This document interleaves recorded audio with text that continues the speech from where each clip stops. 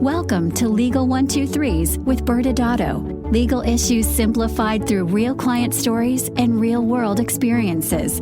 Creating simplicity in 3, 2, 1. Welcome back to Legal 123s with ByrdAdatto. I'm your host, ByrdAdatto, with my co-host, Michael Byrd. Michael, we're so excited. We get to bring a brand new season to our audience. It's amazing. Audience, as a business and healthcare law firm, we meet a lot of interesting people and learn their amazing stories. This season, we are riding the emotional roller coaster of the crises that arise in the operating season of a business. Our theme this season is running a business. Yes, Michael, and as we alluded to in the first season, when we kind of addressed this in season 15, running a business is just one of several businesses or several seasons of a business. What are those other seasons? Yeah, as we've talked about, there are 4 seasons of a business, and we're spending a podcast season on each season this year. We have the building season we just completed. That's starting a business. Mm-hmm. The operating season, the running of a business. Then we're going to talk about growing a business during the scaling season, and then the buying and selling season. So we will be camping out for this season on running a business, operating. Yeah. And audience members, this season we're going to illustrate the types of problems that arise when running a business and typical, like the crisis that occur. And yes, audience members, these are real client stories, but we actually will still sprinkle in a few guests doing these episodes.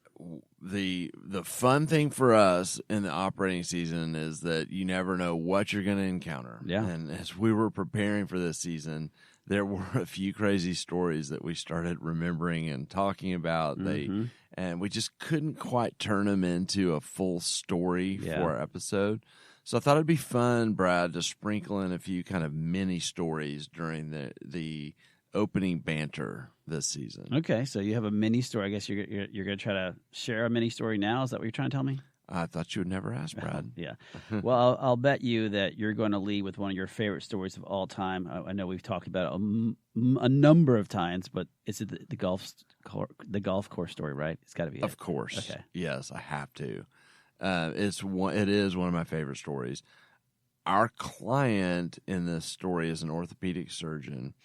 And I know you remember this day well, Brad, because we talked about it in the heat of the moment when it happened. But our client called me in the middle of the day on a Friday afternoon. This was like 15 years ago. Oh, my gosh, y'all. Aren't y'all so proud? Michael can remember that far back. That's great, right? They're agreeing with me. Okay, good. Well, so I answered the phone, and my client, we'll call him Dr. 4, was whispering on the phone to me. Okay, you mentioned this is a golf course story. So first question, was he whispering because he's watched too much golf and how they always whisper when they're announcing stuff? But maybe not. Or are you calling him 4 because of his 4 handicap or something? All funny points, Brad, and you know the answer.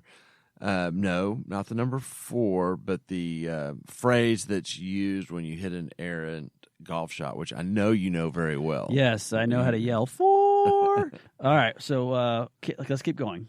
So Dr. 4 was whispering in the phone that he was in Arizona playing golf at an exclusive club. Ooh. And he had hit a ball through someone's window. Oh, no. So that's probably why he was whispering. Yes. The homeowner was walking out of the house towards him with the ball in her hand, and Dr. 4 wanted my legal advice on what to do. Did you try to set up a Zoom meeting real quick and start kind of drawing out the whiteboard of having what an MSO model could look like and how it can help limit his liability? I had no idea what to do, but definitely was aware that an MSO was not going to solve this problem. Okay, so since no MSO, what did you say? I started winging it. Okay. I asked him if he had any money in his wallet. All right.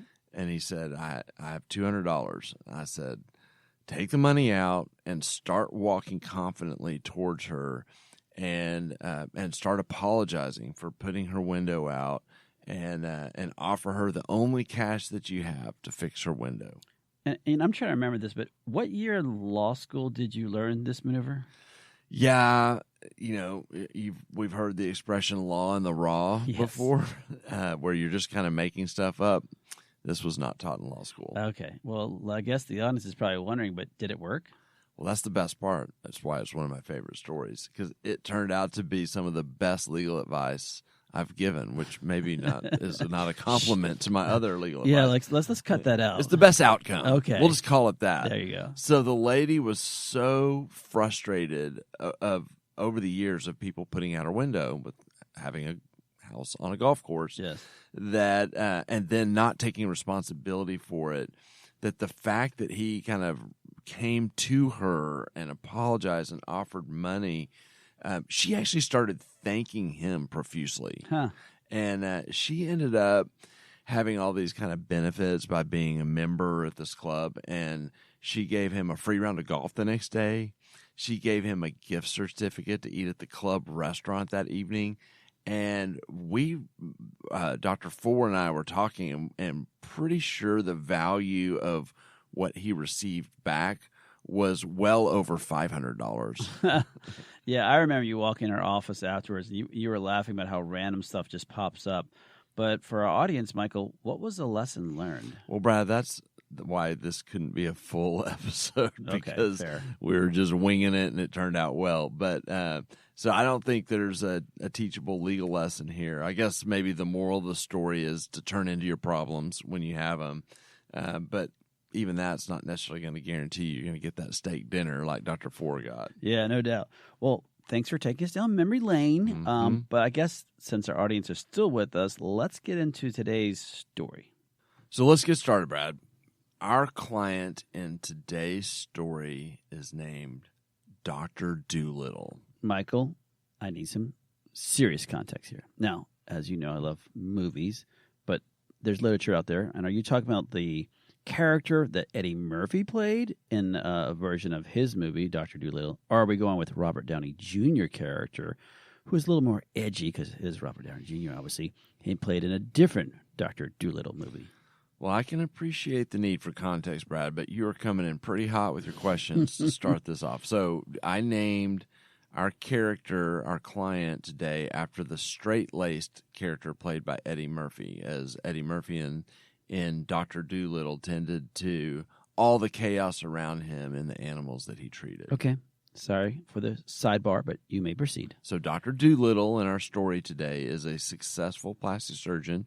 His practice is 100% cosmetic surgical procedures, and he had hired someone we'll call Dr. Fudge as an employed plastic surgeon to join the practice. You know, I kind of vaguely remember the movie Dr. Doolittle. I don't remember there being a Dr. Fudge. Do I dare ask why the name Dr. Fudge? Let's just say the reason for his name will reveal itself shortly. Fine for now. All right, for context, let's define what you mean. You said by employed plastic surgeon, quote unquote. Yeah, fair. For our longtime listeners, you may have heard us talk about employed physicians in various shows, and this is exactly what it sounds like. The surgeon is legally an employee of the practice. They often should have employment agreements, and so they're not actually a legal partner or an owner of the practice. The reason it's even worth mentioning is because oftentimes the outside world's not going to even know this. The outside world often perceives all the doctors of a practice to be partners because of the way practices routinely kind of hold them out as a, quote, partner of the practice. And, you know, legally speaking, they may be an employee. And that can be really important when you're talking about stories like the one we have today, where you have a different type of a relationship, an employer-employee relationship. Yeah, and for our audience members, if you're following, that means the employed plastic surgeon has all the professional responsibilities to make all the independent medical decision-making as a physician, but does not have any of the responsibilities of being an owner of a business, which are two different hats they can wear. Right. So, Brad, on a random Monday, I receive a call from Dr. Doolittle and asked if I had a few minutes. Was he on the golf course? No, that was a different story. That's right. Yeah. That was a Friday. Those calls sometimes can be very scary, as you sometimes just sense there's a bomb just waiting to be dropped on you. Yeah, in this case, Brad, it was bombs away. Oh, no. Yeah. Though it did start kind of with a little mild disturbance. Okay, what do you mean by mild disturbance? So Dr. Fudge had just left Dr. Doolittle's office, and he had come in kind of sheepishly to give him a heads up that the husband of a patient had called and threatened him professionally and personally for allegedly having an affair with his wife. Oh. And so, of course, Dr. Doolittle was calling me to kind of get some thoughts and feedback on this. The husband was threatening to call Dr. Fudge's wife. The husband was threatening to call the practice and to turn him into the medical board, among other things. Okay, I hope this doesn't have anything to do with how you named our naughty character today. Oh, Brad, you had to go there. No, Brad, get your mind out of the gutter. The answer still has not revealed itself yet. Okay, yeah. Well, you are handling a 13-year-old boy next to you. Yes. Okay, what in the world did Dr. Doolittle say? Well, he did a great job in interacting with Dr. Fudge, and he asked the obvious question, the one I was wondering, well, is it true? Oh, yes. So let's go there. What did Dr. Fudge say? He said, oh, no, the patient's crazy, that she had started becoming obsessed with Dr. Fudge after he had operated on her and given her breast implants. Okay, so did Dr. Doolittle accept this explanation? Well, he didn't reject it, but it wasn't adding up, and so he didn't accept it either. He just kept asking follow-up questions, and Dr. Fudge would reveal a little bit more information. It was like pulling on the thread. Uh-oh. And so he kind of then admitted a little more that, yeah, well, she was sending Dr. Fudge texts with pictures of her breast. Okay, now on an audience member, just to understand, that's not necessarily a bad since he did operate on her breast. Believe it or not, this type of stuff is not uncommon, even though I could take us on a long tangent on the whole HIPAA issue. Brad, why would you try to ruin a good story by even saying the word HIPAA? Sorry, us geeky privacy/HIPAA attorneys can ruin a good story. All right, just please delete that comment and pretend I never said it. So as I said, I don't see anything nefarious with this when sending pictures of her breasts in this context. Well, did I mention, Brad, that she was not wearing any clothes when she sent the picture and it was more of a full body shot? No, I don't remember hearing that detail. I actually think I would have remembered that statement. This is starting to cross the line, Michael. Yes. So the thread kept getting pulled on. Dr. Fudge kept giving additional little nuggets where he finally admitted to engaging in some inappropriate texts, but nothing happened physically. So it was now, it was all her, and then, maybe I kind of did, some inappropriate text back. But again, nothing happened physically. Does this have to do with his nickname? You guessed it, Brad. Yes. Dr. Fudge would show himself to be a liar, and the lies never seemed to stop. Please don't tell me that Dr. Fudge actually slept with his patient, because that's a big line to cross. Well, Brad, as you will soon learn, Dr. Fudge crossed a lot of lines, which was all in the medical board complaints filed against him by several patients. Oh, no. He really fudged up. First dad joke of the year. It was so painful. All right, Brad, let's go into commercial, and on the other side, let's talk about this story from the view of Dr. Doolittle and the issues he faced as the employer with an employed surgeon giving him these partial truths that, let's face it, implicated patient safety. Many business owners use legal counsel as a last resort rather than as a proactive tool that can further their success. Why? For most, it's the fear of unknown legal costs. ByrdAdatto's Access Plus program makes it possible for you to get the ongoing legal assistance you need for one predictable monthly fee. That gives you unlimited phone and email access to the legal team, so you can receive feedback on legal concerns as they arise. Access Plus, a smarter, simpler way to access legal services. Find out more. Visit ByrdAdatto.com today. Welcome back to Legal 123 with ByrdAdatto. I'm your host, ByrdAdatto, my co-host, Michael Byrd. Now, Michael, this season, our theme is operating a business. And we're talking about the real stories, or more important, real client stories where problems do pop up in the operating season, which kind of leads to crises and which leads to potentially calls to your attorneys. And boy, did you start the season off with a doozy.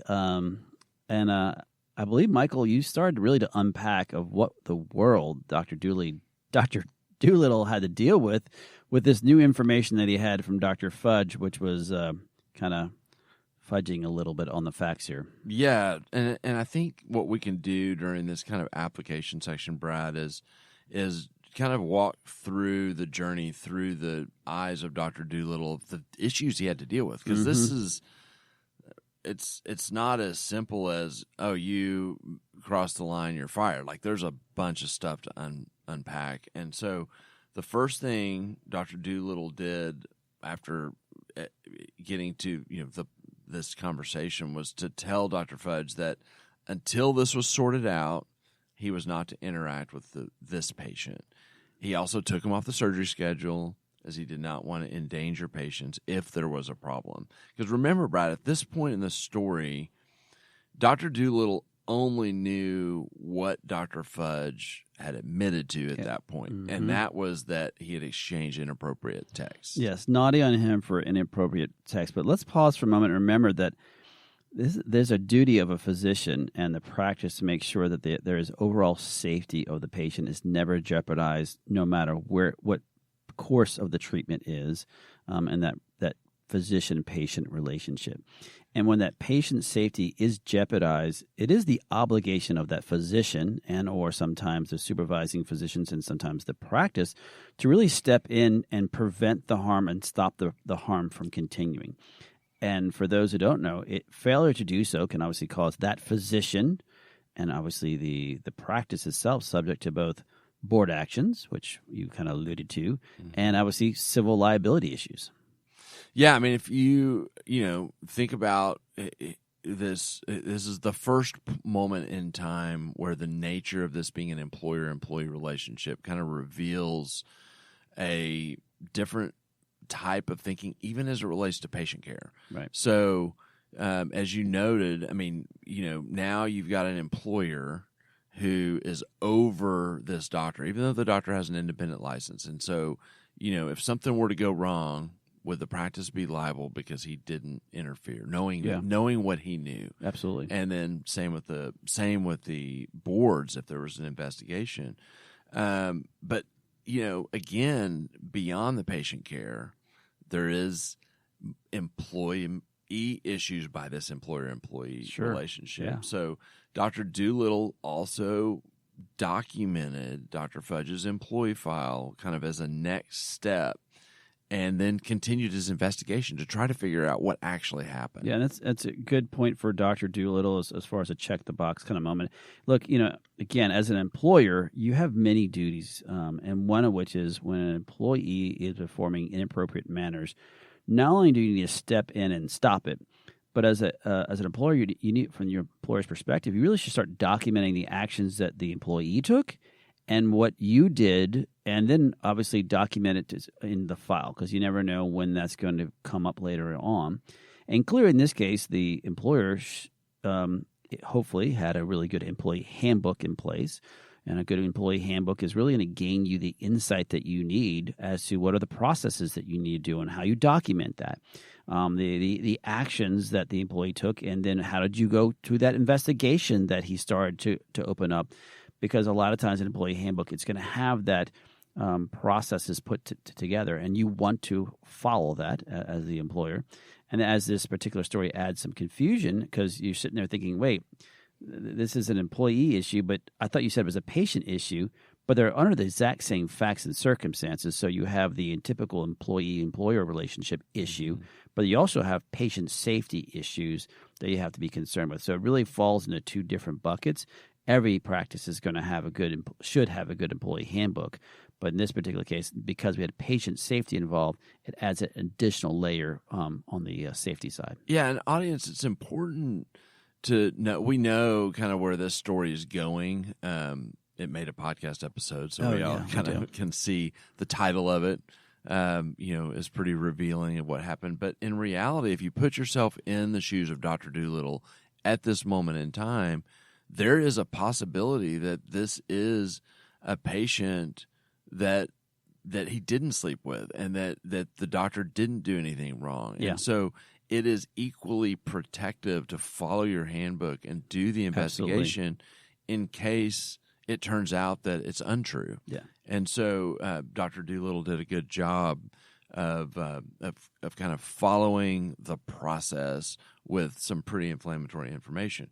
However, Brad, within about 5 days, Dr. Doolittle did learn enough information through his investigation that he knew he had to fire Dr. Fudge. I think you kind of did a little hat tip earlier about to what it was, but let the audience know, what was the tipping point? Well, you reminded me recently of the quote that I said to you when Dr. Doolittle had gotten word, but didn't have confirmation that Dr. Fudge had confessed to his wife. So he was pretty sure, another it was more threat. than just text. So Dr. Doolittle confronted him and was like, "Hey, man, I'm hearing that you're confessing to this. Did you sleep with your patient?" And he said, "Well, I may have," and he used the F word, "my patient." To which you and I both cracked up, thinking, how did you not remember? What's the may? So yes, after the investigation, it ended with a confession when he was, basically cornered, and so he had slept with the patient. Yeah, and audience members, that's not the appropriate physician-patient relationship that's supposed to be having. Is that the takeaway for today's episode? Yeah, but it sounds like he really was, again, fudging in his words since the beginning of the conversations that he had with Dr. Doolittle. Yes, Brad, you're having a field day today with Yes. your dad jokes. Okay. Not only was he sleeping with the patient, we also learned, Brad, that he was prescribing her narcotics. Oh, no. And this was well past the recovery time from her surgery. Yeah, well, for those probably following, the decision to fire is obvious. I have to wonder whether there was an employment agreement to deal with on top of all this. Great point. And one last thing, which is kind of funny, is that I just remembered that when he said he may have slept with her, his next excuse was, but she was no longer a patient. But then the fact that he was prescribing her narcotics made her an ongoing patient at the time. So it was just a gift that kept on giving, Brad. Oh, goodness. And thankfully, yes, there was an employment agreement. It's a great question. There was an employment agreement. So we had to evaluate when we're thinking about terminating the contract or firing Dr. Fudge, the notice provisions to be able to properly terminate the relationship. So in this agreement, was there a provision that says you can terminate if you sleep with your patient and prescribe them narcotics after the fact and keep sleeping with them? Yeah. Well, not literally. Okay. I don't think that should be on the table and something you should have to put in a contract. But there are what we call bad boy clauses in most employment agreements, or bad girl clauses, that allow for immediate termination for cause. And let's be honest, audience members, normally it is a bad boy, but he definitely was a bad boy. Yes. Was that the end of it for Dr. Fudge? No. Dr. Fudge decided that he was going to open up his own practice down the street. Oh, no. You said there's an employment agreement. Did he have a non-compete? Yes, Brad. He had a non-compete, and Dr. Doolittle sued him, and that became its own thing. Right. Dr. Doolittle had his employment attorney. They got into it. And Dr. Fudge ended up writing a check for $600,000 to Dr. Doolittle to buy out of his non-compete. Wow. Dr. Fudge is really living up to his name. So let me start again. Was that the end of it for Dr. Fudge? No, Brad. Dr. Fudge, as I said, was the gift that kept on giving. Dr. Doolittle was dragged through the medical board investigation that was started against Dr. Fudge. Uh-oh. As the medical board complaint noted, not only was Dr. Fudge prescribing controlled substances and having an affair with the patient. But even worse, Brad, here's a new string that came out. Oh, no. Dr. Fudge decided, I guess, that he wanted a little side hustle income. And so... I mean, different side hustle than the patient? Yes. Okay. That's a different kind of hustle. Okay. This was more of a revenue type hustle. And so he decided that he was going to operate on patients on the weekends at another OR suite, a facility that was closed. And so he had a key and he would take them in there, and it was really more like an exam room, like not a true operating room. Oh, no. And so he would bring an anesthesiologist and put them under and put the NFL football on the TV while he was doing these cases. This is all in the medical board case. This is not like additional fluff to make this more exciting. This is exactly what happened. And so, of course, Dr. Doolittle knew none of this.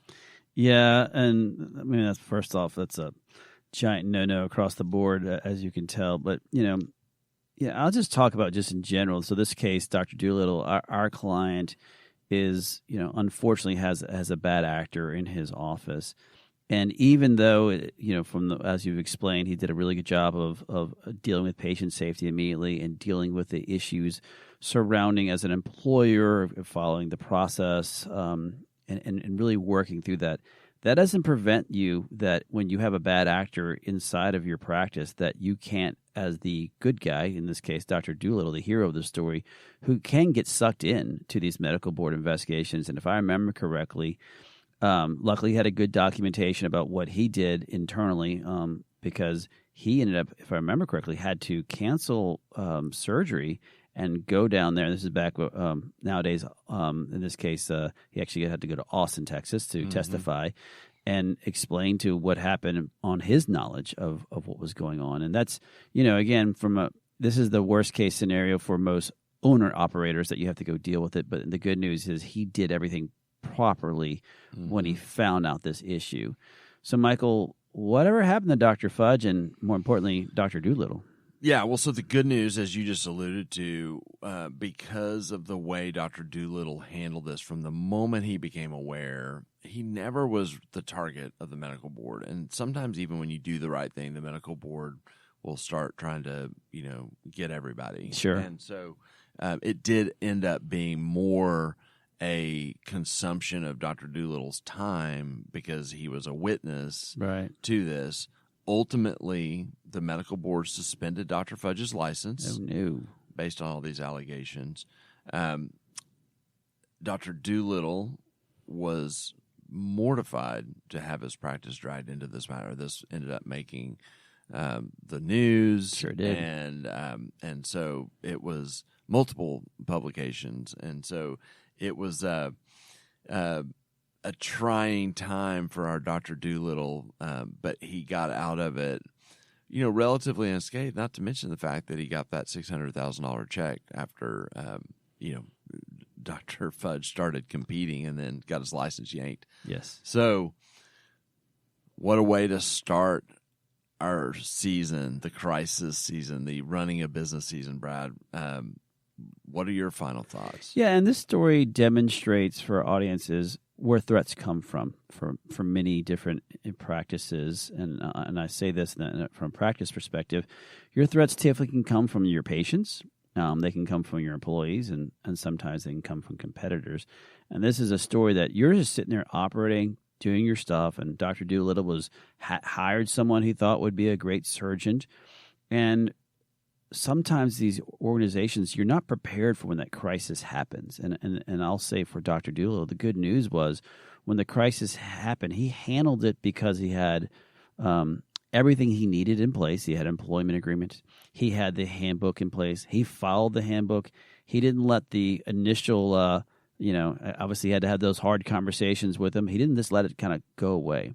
And in doing so, as an owner and operator, you need to think of other things besides potential, and I don't know this to be true. He and Dr. Fudge could have been good friends outside of this event. And then when this event happens, you as an owner operator have to think of, number one, we talked about patient safety and how to protect yourself and making sure that you're doing the right thing. But number two, there is deep civil liability that could happen if you could let this person continue to behave that way in that same manner.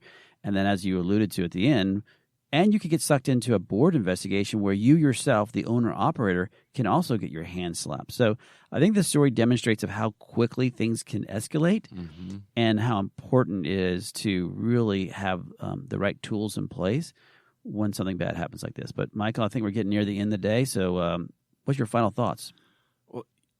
Interestingly, there's actually, if you go back to our golfer, Dr. Four and Dr. Doolittle, there is some commonality. Uh-oh. They both were dealing with a crisis, right? Mm-hmm. And one of the things they both did right was when the fire hit, they called me and not you. But no, I mean, in all seriousness, they called me because when a crisis hits, you have to assess the situation. Yeah.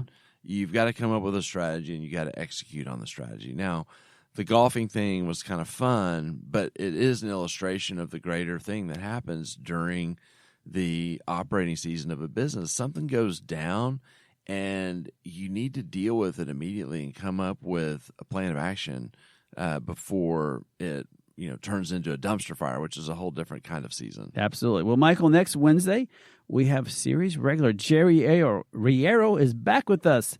He's going to join us and talk about, unfortunately, the worst-case scenario for a medical provider when a patient dies.